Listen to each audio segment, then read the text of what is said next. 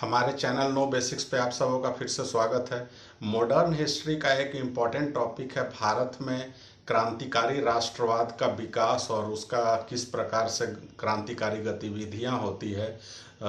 एक महत्वपूर्ण चैप्टर है, तो इसी के बारे में आज हम डिस्कस करेंगे।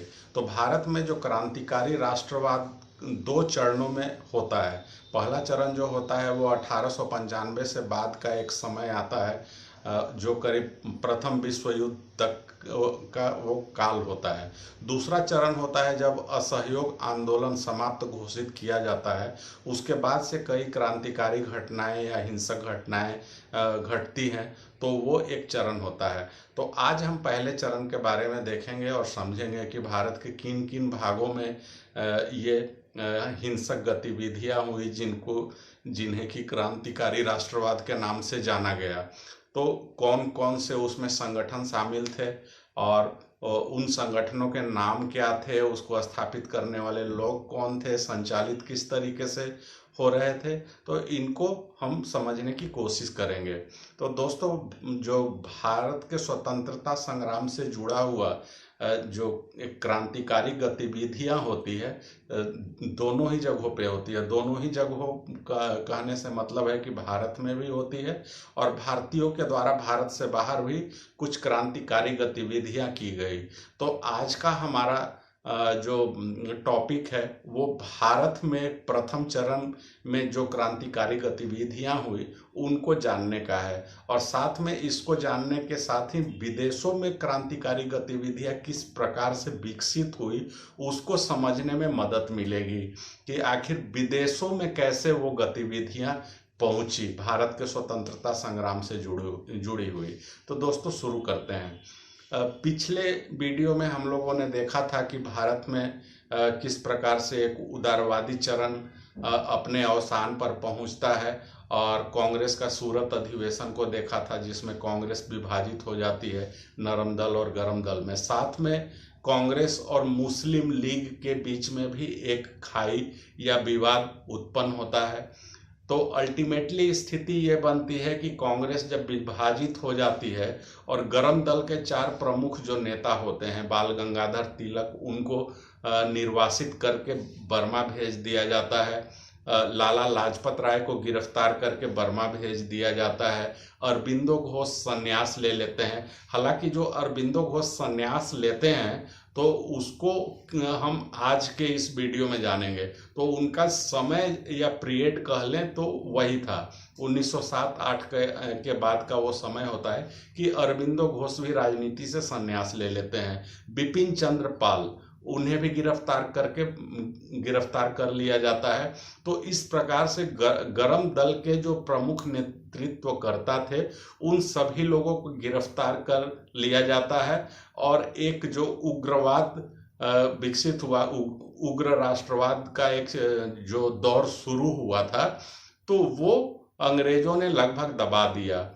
तो जब गरम दल वालों को दबा दिया जाता है तो नरम दल वाले तो ऐसे ही उदार प्रकृति के थे, और उनके जो तरीका था उनका संघर्ष करने का, तो वो तो संघर्षपूर्ण तरीका था नहीं। वो तो एप्लीकेशन और उस तरीके शिष्टमंडल, इस तरीके से वो संवैधानिक तरीके से संघर्ष कर रहे थे। तो एक पीरियड आता है कि जब भारत में क्रांतिकारी गतिविधियां या कह ले कि संघर्ष का जो दौर था वो बिल्कुल ठप हो जाता है, आंदोलन का दौर ठप हो जाता है, जो कि बंगाल के विभाजन के समय एक बहिष्कार आंदोलन के रूप में बहुत बड़ा आंदोलन खड़ा हुआ था। तो वो आंदोलन बिल्कुल ठप हो जाता है, और ऐसी ही स्थितियों में एक क्रांतिकारी राष्ट्रवाद चरम पर पहुंचता है। क्रांतिकारी गतिविधियां शुरू होती हैं, कई हिंसक घटनाएं होती हैं। तो ये कुछ प्रमुख कारण होते हैं। हालांकि ये जो क्रांतिकारी गतिविधियां शुरू हुई, ज़्यादातर क्रांतिकारी गतिविधियां जो हुई 1907 के बाद से हुई हैं, लेकिन इसका जो विकास होना शुरू हुआ वो करीब 10 साल पहले हुआ था। तो ये कैसे होता है, इसको एक समझना है। तो दोस्तों, भारत में जो क्रांतिकारी गतिविधियां हुई, इसके दो मुख्य केंद्र थे। एक केंद्र था महाराष्ट्र और दूसरा केंद्र था बंगाल। तो ये मुख्य केंद्र थे। इसके अलावे भारत के कई हिस्सों में हिंसक गतिविधियां या क्रांतिकारी गतिविधियां हुई। तो सबसे पहले हम महाराष्ट्र के बारे में जानते हैं। तो महाराष्ट्र में जो क्रांतिकारी गतिविधियों की शुरुआत हुई, उसमें सबसे बड़ा योगदान बाल गंगाधर तिलक का है। बाल गंगाधर तिलक के बारे में वेलेंटाइन सीरोल ने कहा है कि ये भारतीय अशांति के अग्रदूत हैं या अशांति के जनक हैं। यहाँ पे ध्यान दीजिएगा कि वेलेंटाइन सीरोल ने तिलक के बारे में क्रांति का या अग्रदूत कहा, साथ ही आर्य समाज के बारे में भी इन्होंने कहा था कि ये संस्था जो है भारत में क्रांति का या अशांति का जन्मदाता है। तो इसको ध्यान से देखिए, ध्यान दीजिएगा और एक इसमें अंतर है, उस अंतर को पहचानने की कोशिश करिएगा कि वो सेम व्यक्ति हैं, लेकिन एक संस्था के बारे में भी कहा जा रहा है और एक व्यक्ति के बारे में भी कहा जा रहा है। साथ में दयानंद सरस्वती के बारे में भी वेलेंटाइन सीरोल ने कहा। तो जब इतनी बड़ी बातें वेलेंटाइन सीरोल ने कहा, तो तिलक की भूमिका क्या थी? तो तिलक की जो भूमिका थी वो एक निर्भीक पत्रकार थे और वो मराठा और केसरी के माध्यम से लेख लिखा करते थे और नौजवानों के बीच में प्रचार प्रसार किया करते थे। नौजवानों के बीच में राजनीतिक चेतना जगा रहे थे, उनमें एक लड़ने की क्षमता विकसित कर रहे थे, राष्ट्रवाद की भावना भर रहे थे। तो ये सारी गतिविधियां वो पहले तो महाराष्ट्र में चलाते हैं और धीरे धीरे उनकी ये गतिविधियां महाराष्ट्र से सटे हुए इलाकों में भी होती है। तो उन्हीं से प्रभावित होकर महाराष्ट्र में मुख्य रूप से क्रांतिकारी संगठन अस्तित्व में आते हैं। इसमें मुख्य रूप से दो संगठन आते हैं। पहला जो संगठन है वो है व्यायाम मंडल। इसकी स्थापना 1896 और 97 में पुणे में की गई थी और इसकी स्थापना की गई थी चापेकर बंधुओं के द्वारा। चापेकर बंधु में 3 भाई लोग आते हैं। 3 भाइयों के नाम क्या थे? तो दामोदर हरि चापेकर, बालकृष्ण हरि चापेकर और वासुदेव हरि चापेकर। ये तीनों भाई जो हैं एक व्यायाम मंडल स्थापित करते हैं। तो व्यायाम मंडल क्या होता है? तो आज के समय में जैसे जूडो, कराटे या एक्सरसाइज करने के लिए जो सेंटर होते हैं, तो उसी तरीके का सेंटर था उस समय में, व्यायामशाला के रूप में खुला था। तो वो व्यायामशाला के साथ में कई युवा लोग जुड़ते हैं और जब ये व्यायामशाला खोला जाता है तो वहाँ पे जो भी युवा जुड़ते हैं उनको राष्ट्रवाद की एक शिक्षा दी जाती है और वो राष्ट्र प्रेम और राष्ट्रवाद की भावना से वो प्रेरित होते हैं। तो ये चापेकर बंधु जो थे वो तिलक के विचारों से या उनके मराठा और केसरी में जो लेख निकलते थे, लिखे जाते थे, उसको पढ़कर काफी ज्यादा प्रभावित हुए और वो राष्ट्र प्रेम की भावना को जगाने की कोशिश ओतप्रोत होते हैं और उसी के अंतर्गत वो व्यायामशाला एक स्थापित करते हैं। अब इसकी जो गतिविधियां हैं वो क्या क्या होती हैं वो देख लीजिए। तो सबसे पहले तो एक बंबई में दामोदर हरि चापेकर ने क्या किया कि बंबई में महारानी विक्टोरिया की मूर्ति थी, तो उस मूर्ति पर इन्होंने अलकतरा पोत दिया। तो इससे वो काफी ज्यादा न्यूज में आए, तो उनको एक पहचान मिली। इसके बाद अन्य भी वो गतिविधियां करते हैं, लोगों के बीच में पंपलेट बांटते हैं, भारत को आज़ाद करवाने के लिए लड़ना है, ऐसी शिक्षा या ऐसी चीज़ें वो नौजवानों के बीच में प्रचारित और प्रसारित करते हैं। अब उसी समय में पुणे में प्लेग फैल जाता है, जिसके बारे में हम पीछे की वीडियो में ऑलरेडी देख चुके हैं। और जब पुणे में प्लेग फैलता है तो रैंड और आर्मर्स के द्वारा स्थानीय लोगों के साथ दुर्व्यवहार किया जाता है, खास करके महिलाओं के साथ दुर्व्यवहार होता है। तो इस पर तिलक पुणे पहुंचते हैं और चापेकर बंधुओं से मिलकर कहते हैं कि जब इस तरीके की घटनाएं हो रही हैं तो तुम लोग क्या कर रहे हो, नौजवान लोग, आखिर तुम लोग कैसे ये सब चीजें सहन कर रहे हो। तो इन सब चीजों से प्रभावित होकर ये जो चापेकर ब्रदर्स होते हैं वो रैंड और आर्मर्स्ट की गोली मारकर हत्या कर देते हैं। तो जब हत्या करने के बाद अंततः इनके ऊपर 20,000 का एक इनाम भी घोषित किया जाता है। अंततः वो पकड़ लिए जाते हैं। उसमें एक द्रविड़ ब्रदर्स भी होते हैं, द्रविड़ बंधु होते हैं, वो भी उसी व्यायामशाला में के सदस्य थे, लेकिन वो गद्दारी करते हैं और चापेकर बंधुओं का खबर जो है वो अंग्रेजों तक पहुंचाते हैं और उन्हीं की गद्दारी की वजह से ये पकड़े जाते हैं और अंततः इनकी फांसी हो जाती है। और व्यायाम मंडल से जुड़े हुए जो अन्य भी सदस्य थे उनके ऊपर भी तरह तरह की सजाएं दी जाती है और इस तरीके से व्यायाम मंडल का अस्तित्व समाप्त हो जाता है। अब जो दूसरी संस्था है वो भी तिलक से प्रभावित होकर बनाई जाती है और वो बनाई जाती है किसके द्वारा? तो विनायक दामोदर सावरकर के द्वारा। इन्हें बीडी सावरकर भी कहा जाता है और इसमें उनकी सहायता उनके बड़े भाई गणेश दामोदर सावरकर कर रहे थे। तो सबसे पहले जो विनायक दामोदर सावरकर जो हैं वो क्या करते हैं कि एक देशभक्तों का मेला आयोजित करते हैं 1899 में। तो देशभक्तों का मेला नाम से शुरू करते हैं। यही संस्था जो है जो मेला आयोजित करती है, यही संस्था बाद में बदल जाती है मित्र मेला में। 1900 ईस्वी में मित्र मेला के नाम से यह संगठन अस्तित्व में आया था। और यह संगठन जब अस्तित्व में आया था तो उस समय बीडी सावरकर फर्ग्यूसन कॉलेज में पढ़ रहे होते हैं। तो ये वही फर्ग्यूसन कॉलेज है जो कि पूना में था। और ये फर्ग्यूसन कॉलेज को आप कह सकते हैं कि एक राष्ट्रवाद का बहुत बड़ा केंद्र था उस समय में, क्योंकि इसी कॉलेज से, मैंने पीछे की वीडियो में ऑलरेडी जिक्र किया हुआ है कि उस कॉलेज से कई छात्र पढ़कर निकलते हैं। जैसे बाल गंगाधर तिलक भी उसी कॉलेज के स्टूडेंट थे, गोखले थे, रनाडे थे। तो जितने भी महाराष्ट्र से आने वाले जो अधिकतर नेता होते हैं वो फर्ग्यूसन कॉलेज के होते हैं। तो इसी फर्ग्यूसन कॉलेज के स्टूडेंट ये भी सावरकर भी होते हैं। अब क्या होता है कि वो उनके तिलक के क्रांतिकारी विचारों से प्रभावित होते हैं और वो पहले तो देशभक्तों का मेला, फिर मित्र मेला नाम से संगठन स्थापित करते हैं और उनमें राष्ट्र प्रेम का भावना जागती है और देश के लिए कुछ कर गुजरने की भावना भी विकसित होती है। और सावरकर जो हैं वो शुरू से काफ़ी एक मेधावी छात्र होते हैं और इनके बारे में कहा जाता है कि जब ये स्कूल में जाते हैं, जब स्कूली छात्र होते हैं, उसी समय इनको गीता कंठस्थ याद होता है और गीता के श्लोक याद होते हैं। इसकी वजह से वो अपने शिक्षक के एक फेवरेट स्टूडेंट बन जाते हैं। तो ये इनकी बारे में कुछ निजी बातें हैं।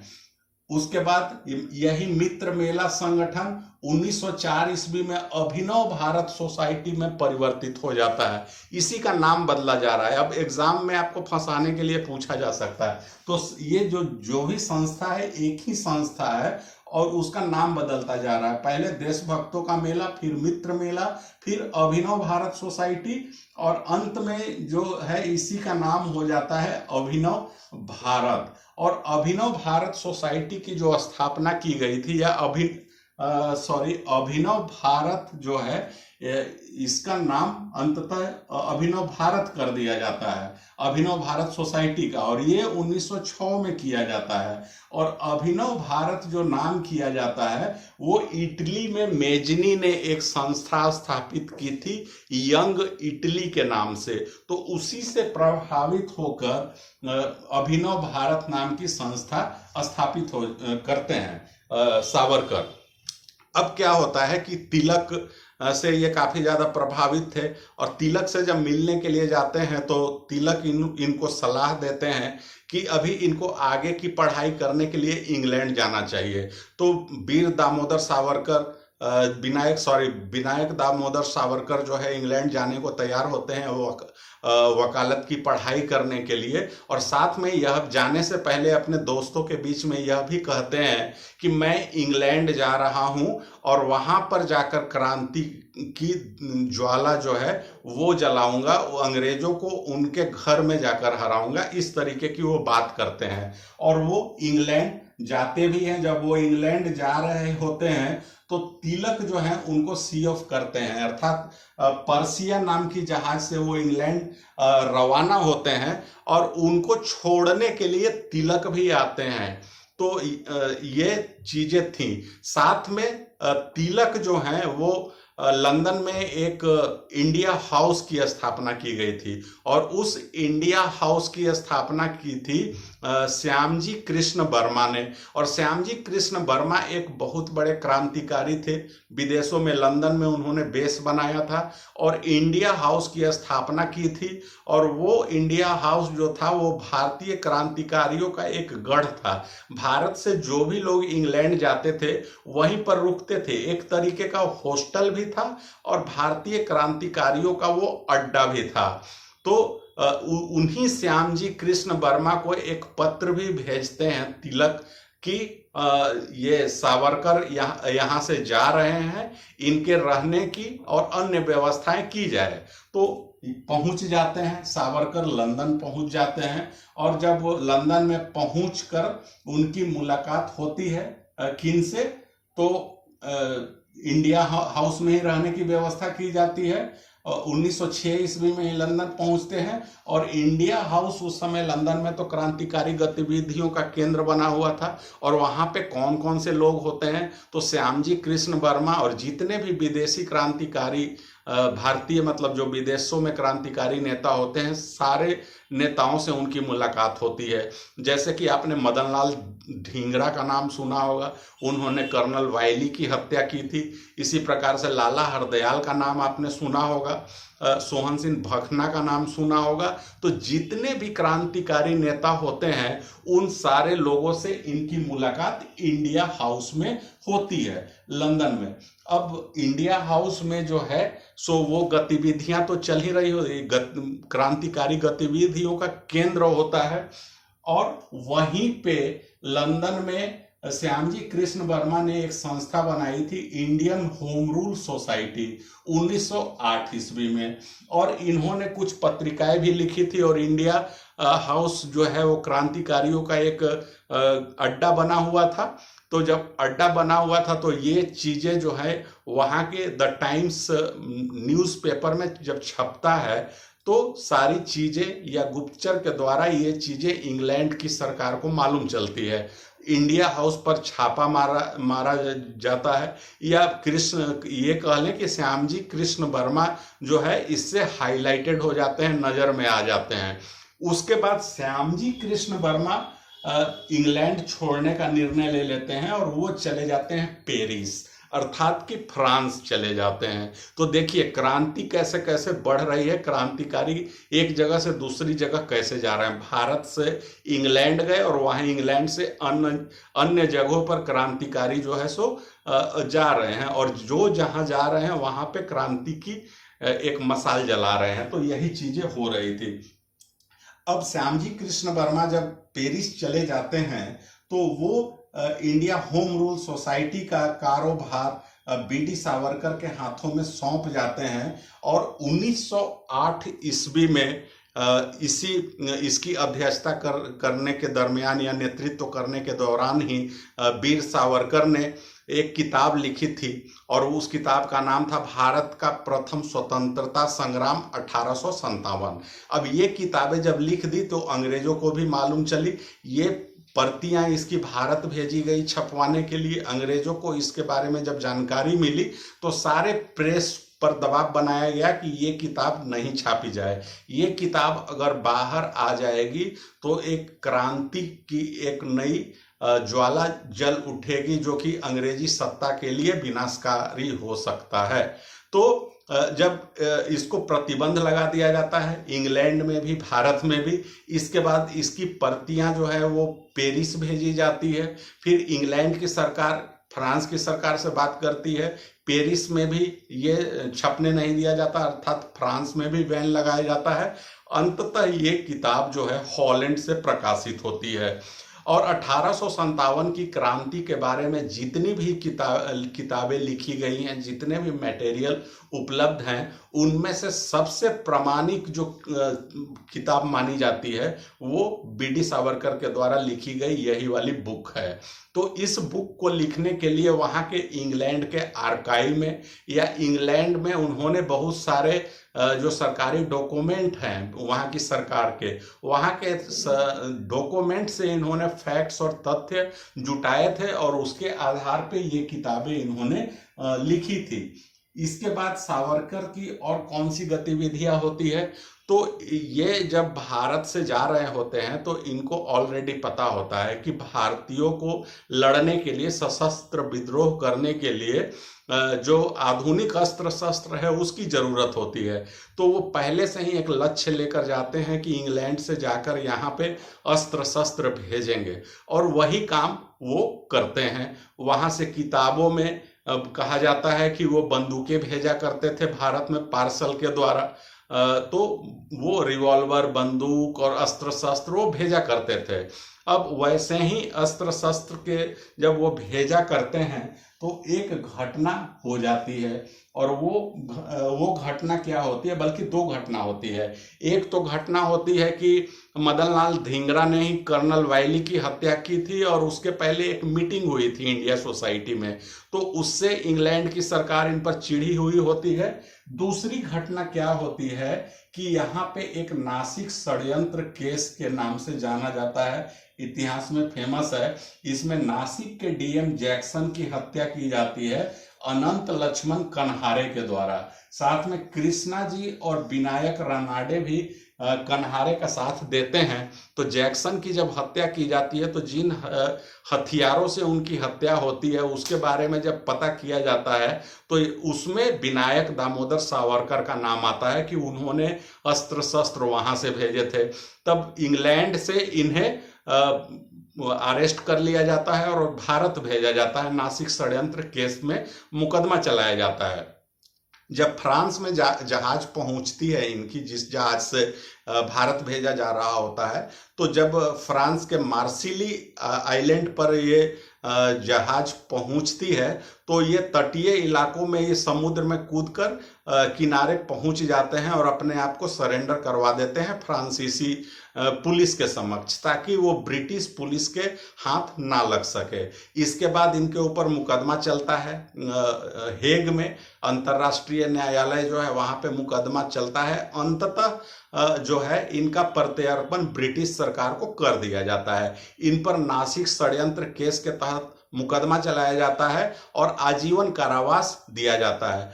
दूसरा जो इन पर मामला चलता है कि जो मदन लाल धिंगरा ने हत्या की थी कर्नल वायसी की या वायली की, उसको भी जोड़कर इन पर मुकदमा चलाया जाता है और उस पर भी इन पर एक और 25 साल की सजा सुनाई जाती है। तो इस तरीके से कुल 50 सालों की सजा इन पर होती है।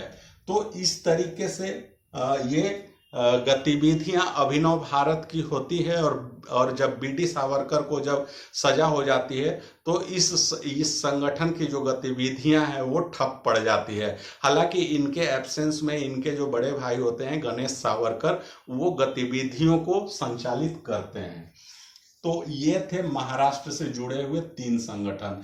अब हम आते हैं दोस्तों बंगाल में, कि बंगाल में क्रांतिकारी संगठन कौन कौन से थे। तो यहाँ पे भी मुख्य रूप से 2 संगठन है, या कह ले कि एक ही संगठन है और बाकी उसकी शाखाएं हैं। तो वो संगठन कौन कौन से है, तो बंगाल का सबसे पहला जो क्रांतिकारी संगठन है उसे भद्र लोक समिति को माना जाता है। उसके बाद अनुशीलन समिति की स्थापना 1902 ईस्वी में हुई थी। इसकी स्थापना भी एक व्यायामशाला के रूप में ही किया गया था और बाद में इसका नाम अनुशीलन समिति किया जाता है। तो वो अनुशीलन समिति जब इसका नामकरण होता है वो 1907 ईस्वी में होता है। अनुशीलन समिति की कई शाखाएं थी, जिसमें 1904 में एक ढाका में भी स्थापित किया गया था जिसे ढाका अनुशीलन समिति कहा गया। और अनुशीलन समिति इसे क्यों कहा जाता है? तो ये बंकिम चंद्र चटर्जी का अनुसरण करने वाले संस्था होती है, उनके बताए गए रास्तों पे चलने वाली संस्था होती है, इसीलिए इसे अनुशीलन समिति कहा गया। इस समिति की स्थापना किन्होंने की थी? तो इसमें मुख्य रूप से 3 लोग थे। वो थे प्रमथ मित्रा, पुलीन दास और सतीश चंद्र बोस। इन 3 लोगों ने मिलकर एक व्यायामशाला गठित की, जो कि 1902 ईस्वी में अनुशीलन समिति के नाम से जाना गया। हालांकि 1907 में अनुशीलन समिति के नाम से जाना गया। व्यायाम मंडल की स्थापना 1902 में हुई थी और ढाका वाली जो इसकी शाखा थी वो 1904 में स्थापित हुई थी। अब हम जानते हैं कि इससे जुड़े हुए कौन कौन से लोग थे। तो इससे जुड़े हुए जो लोगों के नाम आप सुनेंगे तो आपके दिमाग ठनक जाएंगे कि इतने बड़े बड़े लोग, या बंगाल में जितनी भी क्रांतिकारी गतिविधियां हो रही थी तो सारे लोग इसी संगठन से लगभग जुड़े हुए थे। तो चलिए नाम देख लेते हैं। बारिंद्र घोष थे। तो बारिंद्र घोष कौन थे? वो अरविंद घोष, गरम दल वाले जो नेता है, उनके भाई थे। अरविंद घोष भी जुड़े हुए थे इससे। भूपेंद्र नाथ दत्त थे। ये भूपेंद्र नाथ दत्त कौन थे? तो विवेकानंद के भाई थे। विवेकानंद का भाई नरेंद्र नाथ दत्त था और उनके एक और भाई थे जिनका नाम था भूपेंद्र नाथ दत्त। तो वो इस संस्था से जुड़े हुए थे। सीआर दास थे, चितरंजन दास, वही सीआर दास जो कि बाद में मोतीलाल नेहरू के साथ मिलकर स्वराज पार्टी गठित करते हैं। आरबी बोस थे, अर्थात रास बिहारी बोस भी थे इससे जुड़े हुए। यहाँ पे एक बात और मैं क्लियर करना चाहूँगा कि पीछे वाली वीडियो में जब हम सूरत अधिवेशन की चर्चा कर रहे थे तो वहाँ पे सूरत के अधिवेशन में भी रास बिहारी घोष होते हैं। तो यहाँ पे 2 व्यक्ति हैं और पीछे की वीडियो में मैं गलत बोल गया था, उसको सुधार करके आप नोट कर लीजिएगा कि सूरत अधिवेशन में जो अध्यक्ष बनते हैं नरम दल के तरफ से, या नरम दल के लोगों का जिनका समर्थन होता है, वो होते हैं रास बिहारी घोष। वो एक उदारवादी नेता होते हैं और ये हैं रास बिहारी बोस। तो दोनों के नाम में बहुत समानता है, सिर्फ टाइटल का फर्क है, तो वो कंफ्यूजन हो जाता है। तो ये जो रास बिहारी बोस हैं एक बहुत बड़े क्रांतिकारी हैं और इनकी बहुत बड़ी भूमिका है, वो हम आगे जाकर देखेंगे। तो वो क्या है? तो ये जो अनुशीलन समिति होती है इसके अध्यक्ष बनाए जाते हैं, प्रमथ मित्रा को बनाया जाता है और उपाध्यक्ष बनाया जाता है सीआर दास को। अब ये प्रभावित कहाँ से हो रहे थे? ये जितने क्रांतिकारी लोग थे ये कहाँ से प्रभावित हो रहे थे? तो इनको प्रभावित करने वाले बहुत सी किताबें थी, क्रांतिकारी साहित्य थे। वो कौन कौन से थे? तो अरविंद घोष के द्वारा लिखा गया निकाला जाता था एक वंदे मातरम, वो था। भूपेंद्र नाथ दत्त, विवेकानंद के भाई, इन्होंने युगांतर पत्रिका निकाली। बंधु बांधव उपाध्याय ने एक पत्रिका निकाली संध्या। बारिंद्र घोष जो कि अरविंद घोष के भाई थे, उन्होंने भवानी मंदिर और वर्तमान रणनीति नाम से किताबें निकाली। उसके बाद इन्होंने एक मनिक तुल्ला पार्टी भी बनाई। बारिंद्र घोष जो है वो मनिक तुल्ला पार्टी भी बनाते हैं। उसके बाद भूपेंद्र नाथ दत्त जो हैं वो युगांतर पार्टी बनाते हैं। वो युगांतर पार्टी, पहले वो युगांतर पत्रिका निकालते हैं और बाद में युगांतर पार्टी। तो विवेकानंद के भाई भूपेंद्र नाथ दत्त जो हैं वो युगांतर पार्टी बनाते हैं, या इसे युगांतर समिति भी कहा जाता है, युगांतर संस्था भी कहा जाता है। और ये संस्था एक बहुत बड़ी क्रांतिकारी संस्था होती है और उस समय, उस दौर में जितनी भी क्रांतिकारी या हिंसक गतिविधियां हुई इसी के द्वारा संचालित किया गया। तो युगांतर पार्टी या युगांतर समिति, इनका एक 6 सूत्री कार्यक्रम था। और 6 सूत्री कार्यक्रम में कार्यक्रम क्या क्या थे? तो कार्यक्रम था कि मीडिया को, अर्थात जो प्रेस के माध्यम से प्रचार प्रसार करना है। प्रचार प्रसारण किस चीज का करना है?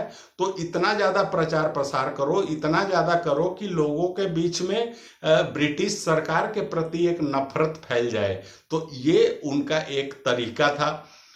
प्रेस का माध्यम से, अर्थात कि जो अखबार हो या अन्य जो साधन हो, पंपलेट बांटे जाए लोगों के बीच में। उसके बाद इनका दूसरा जो तरीका था कि जुलूस निकाला जाए, पुतला फूका जाए, ब्रिटिश शासन के जो भी महत्वपूर्ण चिन्ह है उन पर हमला किया जाए, जो बदनाम अधिकारी हैं, जो भारतीयों का ज्यादा शोषण करने वाले अधिकारी हैं, उनसे मिले हुए गद्दार भारतीय हैं, उनकी हत्या कर दी जाए। तो इस तरीके की गतिविधियां थी और उसको संचालित किया। अब इसका बंगाल में इतना ज्यादा प्रचार प्रसार होता है कि 2 साल के अंदर पूरे बंगाल में युगांतर पार्टी की 500 शाखाएं खुल जाती है। और अनुशीलन समिति का नारा होता है खून का बदले खून। यहाँ पे कंफ्यूज मत होइएगा, अनुशीलन समिति भी अनुशीलन समिति से ही निकलकर आ रही है युगांतर समिति या युगांतर पार्टी। तो खून का बदला खून इनका नारा होता है। एक बात और भी, इस संस्था से, युगांतर पार्टी से जुड़ी हुई जो एकमात्र महिला होती हैं वो होती हैं सिस्टर निवेदिता। तो ये पूछा जा सकता है, इसको आप नोट कर लीजिएगा। जितनी भी चीजें हैं वो सारी महत्वपूर्ण है एग्जाम की दृष्टि से। तो सिस्टर निवेदिता भी युगांतर पार्टी से जुड़ी हुई होती हैं। अब युगांतर पार्टी बहुत तरीके के क्रांतिकारी साहित्य, क्रांतिकारी लेख, क्रांतिकारी पंपलेट इस तरीके से बांटकर युवाओं को राष्ट्र प्रेम की भावना जागृत करता है, साथ में युवाओं को प्रशिक्षित करता है, अस्त्र शस्त्र की ट्रेनिंग दिया जाता है, बम बारूद बनाने की ट्रेनिंग दी जाती है, अंग्रेजों से लड़ने की ट्रेनिंग दी जाती है। तो ये इनका तरीका होता है। अब इसी में है कि युवाओं को भर्ती भी करना है, उन्हें ट्रेनिंग देना है, अंग्रेजों के विरुद्ध लड़ने के लिए प्रेरित करना है। तो ये सब चीजें की जाती है। अब हम आते हैं कि मुजफ्फरपुर बम कांड, इसका आपने नाम सुना हुआ था।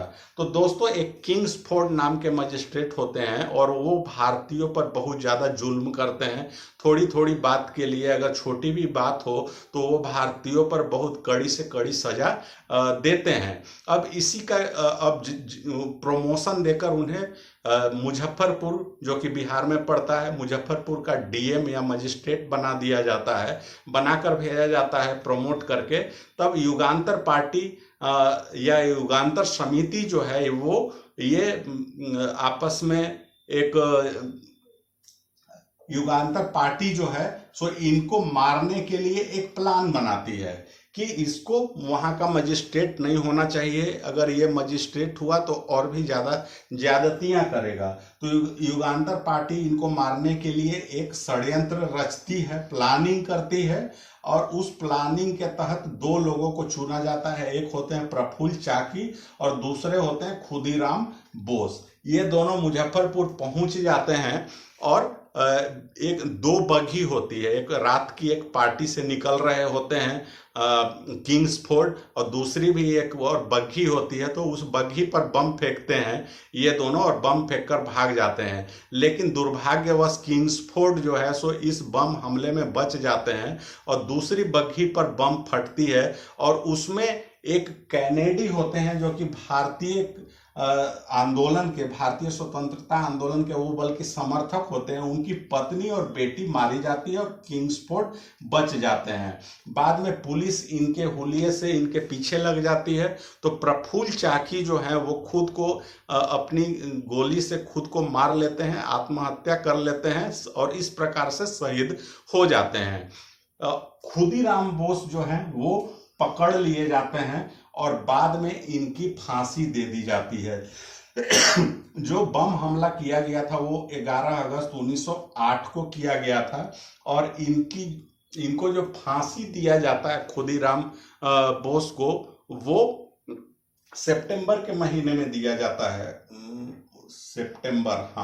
सितंबर की महीने में इनको फांसी दे दिया जाता है खुदीराम बोस को। और इनको जब फांसी दिया गया था उस समय इनकी उम्र मात्र 18 साल थी। तो बहुत कम उम्र के भारत के सबसे युवा क्रांतिकारी यही थे जिनकी फांसी हुई थी। और इनकी फांसी को एक शहादत के रूप में शहादत के रूप में अपनाया गया था, प्रचारित किया गया लोगों के बीच में, और क्रांति की एक बहुत बड़ी मशाल जली। इसके बाद से उसी में से पीताम्बर दास ने एक रचना लिखी थी, एक बार विदाई दे माँ करके एक गीत लिखी थी, जो कि आज भी बंगाल में गाया जाता है। और ये इतना मशहूर गीत है कि इसको लता मंगेशकर ने भी गाया है, इस बंगाली भाषा के इस गीत को। और ये गीत जो है सो बंगाल में राष्ट्र प्रेम की भावना को जगाने में और भी ज़्यादा सहायक होता है। इस गीत का जो शीर्षक होता है वो यही होता है कि खुदीराम बोस अपनी माँ से बोल रहे होते हैं कि मैं जा रहा हूँ, मुझे जाने की आज्ञा दो। मतलब मैं मरने जा रहा हूँ, फांसी होने जा रही है, मुझे इसकी आज्ञा दीजिए और फिर से मैं वापिस आऊँगा। और वापिस आऊँगा, अगर आप मुझे नहीं पहचान पाइएगा तो मेरे गले में आप निशान देखिएगा, फांसी का निशान देखिएगा, और उससे आप मुझे पहचानिएगा। तो इस तरीके की ये रचना थी इस गीत में। हो सके तो आप इसको जरूर सुनिएगा। उसके बाद अलीपुर षड्यंत्र केस के तहत बाकी जो अन्य क्रांतिकारी थे कि ब्रिटिश सरकार अब पागल की तरह हो जाती है और भारतीयों के पीछे लग जाती है। जाहिर सी बात है, किंग्सफोर्ड बच गए हैं और बम हमला हुआ, वो दूसरे मारे गए, लेकिन वो तो भारतीयों के पीछे पड़ेंगे।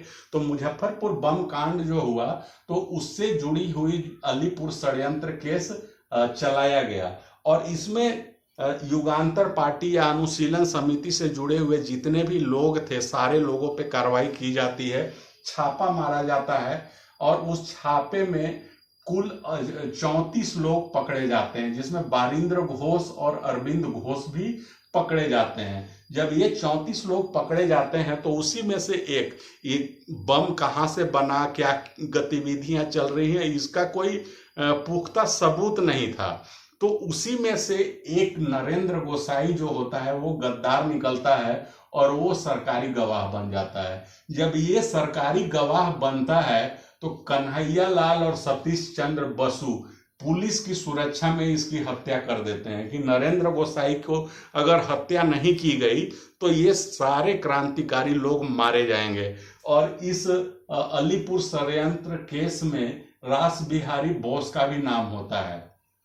जब सरकारी गवाह खत्म हो जाता है उसके बाद मुकदमा चलता है। CR दास वकील होते हैं और वो बचाव करते हैं और इतनी तगड़ी वो दलीलें देते हैं कि अरविंद घोष बच जाते हैं, लेकिन उनके भाई जो बारिंद्र घोष होते हैं उनको काले पानी की सजा होती है। जब अरविंद घोष बच जाते हैं तो वो राजनीति से संन्यास ले लेते हैं। और एक कहा जाता है कि जेल में जब होते हैं तो उनको कृष्ण भगवान का दर्शन होता है और उस दर्शन के बाद उनका मन बदल जाता है और वो अब संन्यास ले लेते हैं। कर्मयोगी नाम की एक किताब लिखते हैं और संन्यास लेकर अंततः वो पांडिचेरी चले जाते हैं। और पांडिचेरी इसलिए चले जाते हैं कि पांडिचेरी में अभी भी फ्रांसीसी शासन था, तो उसके वहाँ पे वो जाना चाहते हैं ताकि वहाँ जाकर वो अंग्रेजों से दूर हो सके। ये चीज़ें खत्म हो जाती है। अनुशीलन समिति पे प्रतिबंध लगा दिया जाता है, युगांतर पार्टी पे भी प्रतिबंध लगा दिया जाता है। तो ये संस्था धीरे धीरे खत्म हो जाती है। हावड़ा षड्यंत्र केस होता है, छोटा सा मामला है, 1908 का ही। जतीन्द्र नाथ मुखर्जी, जिन्हें बाघा जतीन के नाम से भी जाना जाता है, तो ये DSP शमसूल अहमद की हत्या कर देते हैं। इसी को हावड़ा षड्यंत्र केस के नाम से जाना जाता है। और यही बाघा जतीन वहाँ से बच कर भागते हैं और देश के अन्य भागों में वो छिटपुट घटनाएं, हिंसक घटनाओं को अंजाम देते हैं। अब हम आते हैं पंजाब और दिल्ली के आसपास में। तो पंजाब में जो क्रांतिकारी गतिविधियां हुई वो उसके प्रणेता थे जतीन मोहन चटर्जी। ये ध्यान रखिएगा कि पंजाब में जतीन मोहन चटर्जी क्रांतिकारी गतिविधियों के प्रणेता थे।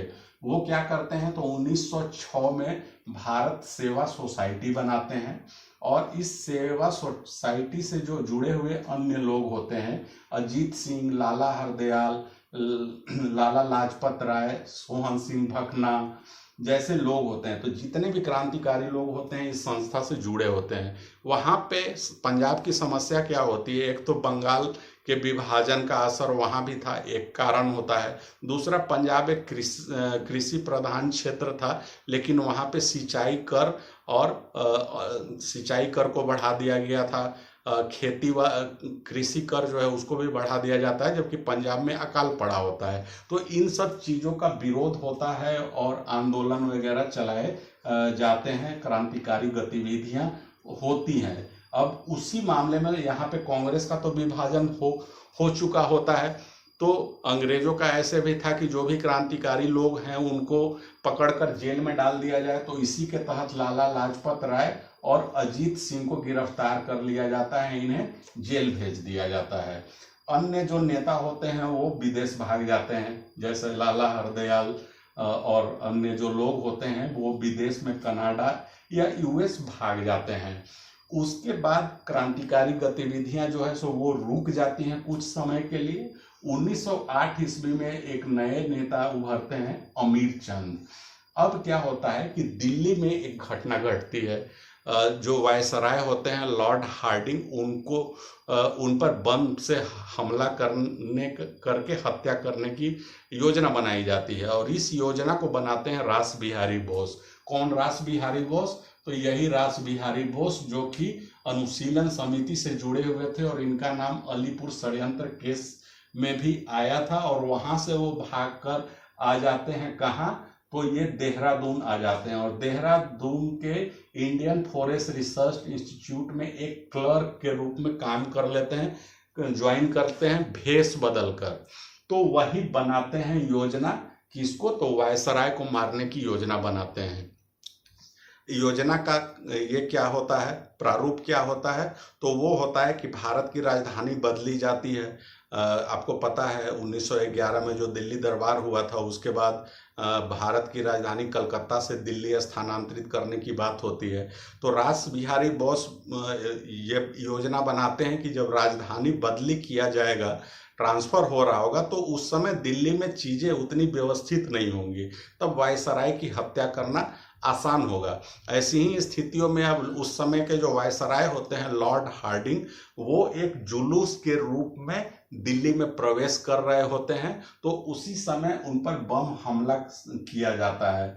अब इनका जो बम हमला करते हैं वो उनके सहयोगी होते हैं दो, मनमथ विश्वास और बसंत विश्वास। तो बसंत विश्वास जो उनका नौकर होता है वही उन पर हमला करता है, लेकिन इस हमले में वो बच जाते हैं। हार्डिंग घायल होकर बच जाता है। उसके बाद रास बिहारी बोस पकड़े ना जाएं, इसके लिए वो रातों रात ट्रेन पकड़कर देहरादून पहुंचते हैं और अगले दिन ड्यूटी भी ज्वाइन कर लेते हैं, और साथ में हार्डिंग पर हुए हमले की ये निंदा भी करते हैं ताकि किसी पर शक ना हो। वो पकड़े भी नहीं जाते हैं, आराम से वो नौकरी कर रहे होते हैं। लेकिन बाद में क्या होता है कि लाहौर में एक और बम कांड होता है, जिसके सिलसिले में पुलिस की छापेमारी में अवध बिहारी नाम का एक व्यक्ति पकड़ा जाता है, और उसके अवध बिहारी के द्वारा जो बतलाया जाता है उससे पता मिलता है अमीर चंद का, और वो राजा बाजार कलकत्ता से अमीर चंद का पता मिलता है। और अमीर चंद का बेटा होता है एक सुल्तान, जो कि दत्तक पुत्र होता है। इन दोनों को पकड़ लिया जाता है, और ऐसे करके पुलिस अंततः बसंत और मनमथ विश्वास तक पहुंच जाती है। अब रास बिहारी बोस को ये लगता है कि उन तक बातें पहुंच रही हैं, वो पकड़ में आ सकते हैं, तो वो रातों रात भारत छोड़कर जापान भाग जाते हैं। और जापान में वो 17 सालों तक अलग अलग तरीके से, कभी बावर्ची बनकर, कहीं कुछ बनकर, अपना भेष बदलकर वो रहते हैं, लेकिन क्रांतिकारी गतिविधियों को वो अंजाम देते हैं। और यही रास बिहारी बोस बाद में आईएनए की स्थापना करते हैं। हालांकि आईएनए की स्थापना मोहन सिंह ने की थी, उस पर जब हम आएंगे तब हम बात करेंगे डिटेल से। उस आईएनए का नेतृत्व वो संभालते हैं, और यही आईएनए बाद में आज़ाद हिंद फौज के रूप में सामने आता है, और उसका नेतृत्व सुभाष चंद्र बोस ने किया, तो उसकी नींव इन्होंने ही रखी थी, रास बिहारी बोस ने ही। जापान में ही ये शादी भी इनकी होती है, जापान में ही इनकी मृत्यु भी हो जाती है 1945 ईस्वी में। तो वो सब चीज़ें हम रास बिहारी बोस के बारे में, जब आईएनए के बारे में जानना होगा, इंडियन नेशनल आर्मी के बारे में, उस पर जब हम आएंगे तब और भी चर्चा करेंगे। तो ये थी दोस्तों भारत में क्रांतिकारी गतिविधियों के बारे में। तो सारे ही जगहों पर जो क्रांति हुए, अंग्रेजों ने इसे दबा दिया। बंगाल में भी ये दब गया, महाराष्ट्र में भी दब गया। तो प्रथम विश्व युद्ध तक का समय ऐसा ही होता है, सारी गतिविधियां लगभग दबा दी जाती हैं। अब नेक्स्ट वीडियो में विदेशों में क्रांतिकारी गतिविधियां कौन कौन सी हुई, उनका प्रसार किस तरीके से हुआ, कैसे लोग भारत से क्रांतिकारी लोग भागकर विदेश जा रहे हैं, वही वहां पे फैलाते हैं, ये चीज़ें आपको समझ में आई होगी। अब विदेशों में कहाँ कहाँ क्या क्या गतिविधियां हैं वो हम अगले वीडियो में देखेंगे। उम्मीद करता हूँ कॉन्सेप्ट आपको क्लियर हुआ होगा। अगर वीडियो अच्छा लगा हो तो लाइक करें, शेयर करें और अन्य लोगों तक इस वीडियो को पहुंचाएं और नोटिफिकेशन वाली घंटी जरूर बजा दें। फिर मिलते हैं आगे की वीडियो में, तब तक के लिए धन्यवाद।